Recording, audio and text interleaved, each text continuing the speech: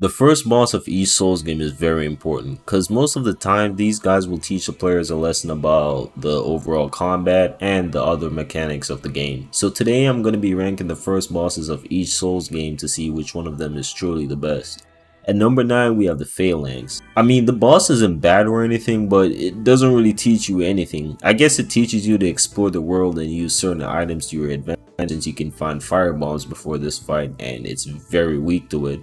Also, fighting it isn't really fun since you have to get rid of the slugs that's protecting it. It's just a really mid fight, to be honest. At 8th place we have the Last Giant. The Last Giant isn't a bad fight by any means because it does its job at being a decent first boss, but in my opinion the fight is just kinda bland because all bro does is just stomp, and then at phase 2 he rips off his own arms and uses it as a weapon. Again, he might be bland, but at least he does his job at being a somewhat decent first boss. At 7th place we have the Asylum Demon.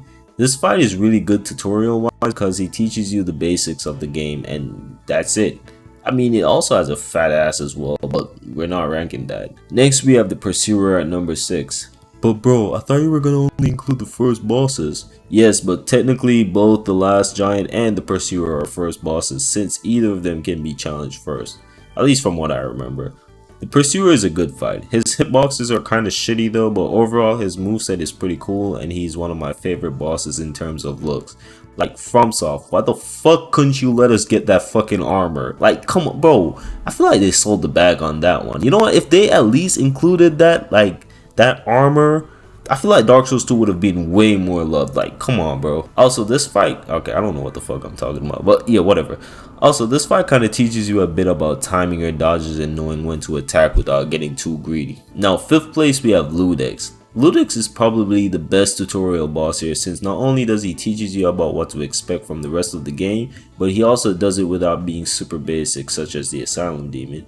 His first phase is pretty much what you would expect from a standard knight type boss, but his second phase is what caught me off guard for the first time. The key is to stay behind him because it's really hard to tell what kind of attack he's going to do most of the times in this phase. The second phase is also a good way to tell you what of the fuck this is gonna be a somewhat common enemy in the game. Number 4, Cleric Beast. This boss is definitely a great first boss because of many things. One, it's actually feels like a boss fight, and by that I mean it doesn't feel like a tutorial, which I don't have a problem with like tutorial based boss fights, I'm just saying. 2, even though he isn't really a tutorial boss, he does give you a great understanding of the beast/monster type enemies you will face later on in the game. And 3, I mean, he has a sick ass entrance, like come on now. At number 3 we have the Horseman from Sekiro. This guy really knows how to make an entrance. I would say his fight teaches you about deflection, but to be honest, the first mini boss kinda already did that. So this fight is just an actual first boss fight more than a tutorial. But the reason why I ranked him so high is because he's just a fun fight in general, and I really love the combat in Sekiro. At number 2 we have Daddy Gascoigne. Out of all the bosses I've mentioned so far, this guy is definitely the best, especially as a first boss. To be honest, he's probably the second hardest first boss on this list, because he's very fast and aggressive, but not to the point where he's overwhelming. His first phase basically prepares you on how to fight hunters and other humanoid bosses that's gonna come up, while his second phase teaches you how to deal with aggressive beast type enemies and bosses. Sometimes I feel like Father Gascoigne should have been somewhere more mid game because of how good his fight is, but I still won't consider him wasted even though he's technically the first, main boss in the game. And finally, at numero uno we have Margit. Bro, I'm not gonna lie, I hated Margit at first. Mostly because of how hard he was. First of all, he felt like he had unlimited combos with little room for you to attack him. His health bar, while not massive, still felt kinda huge for not only an early game boss but a first one. And he also has delayed attacks. But remember when I said that a lot of these first bosses teaches you something in the game? Out of everyone on this list, I think the most important thing Margit teaches the player is not to rush the game but explore it and get stronger.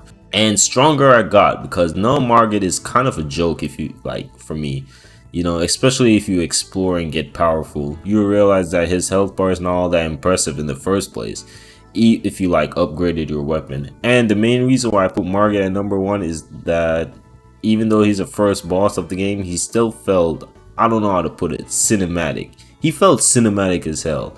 It's almost like the Gascoigne effect where you felt too cool to be the first boss, but unlike Gascoigne, this old fuck actually shows up back mid to late game. And the fact that he has so much story significance too makes me put him like this high. And